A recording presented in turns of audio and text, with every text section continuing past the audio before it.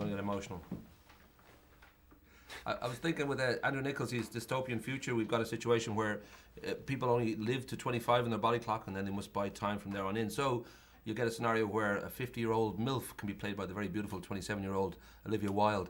Was there part of you needed to add up, make sure this was all logical, or did you trust that Andrew had thought this all the way through, that this would all make sense basically in this new world? Well, when I read the script, it made me ask a lot of questions, but in speaking to Andrew, I mean, he was very specific about reasons for things being the way that they were. And what I do love about Andrew is that he doesn't treat his audience, like they're dumb. He kind of lets them put their own pieces together as well.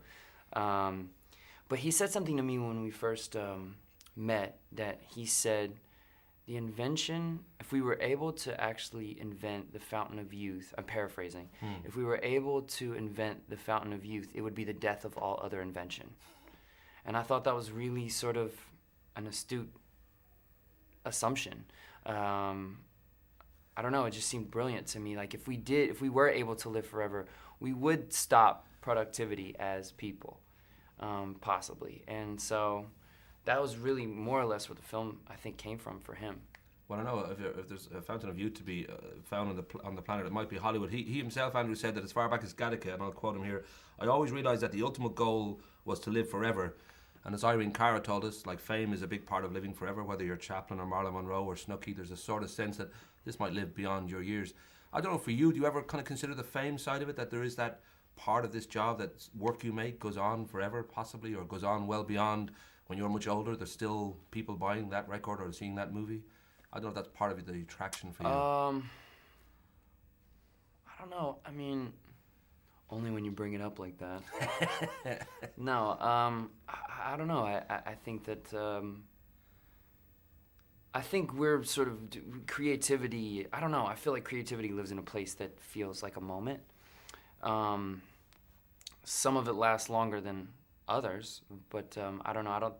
I think that if I probably started to think too much about something like that, I don't know. I enjoy being spontaneous and creative, and I don't want to touch that. You had a really good year this year. Friends with Benefits, obviously, The Social Network was a huge impact for a lot of people and great performance. But I was thinking there aren't many Grammy-winning, multi-platinum selling singers out there from Memphis who can really act. And I don't know whether you feel still that it's a proving game, that whether you feel now pretty comfortable about that part of your life, that it's maybe it's always a challenge. I don't know. I mean, I think, listen, I think that, the next time I put an album out, there'll be something that people can come up with that would make it, I don't know. I feel like I've always had some sort of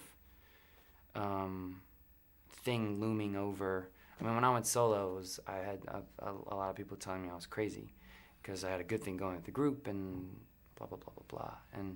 And so, I don't know. I think you can't worry about stuff like that. You just, if you're inspired, then, and it feels authentic to you, then I don't see any reason to not do it. But I think maybe that's more of, I come from a generation that feels like we can do a lot. And specifically as it pertains to entertainers, I mean, my idols, Sinatra and Dean Martin and Gene Kelly and those types of people, I feel like, I feel like they did it all. And so I don't know, I sort of aspired to do it in a way that they did it, which was authentic to them. I know that you've got, we've got a rap. I couldn't see your thing. I think I got a rap. Sorry, I was kind of looking over, didn't see you. Sorry about that. No worries. Talk to you, man.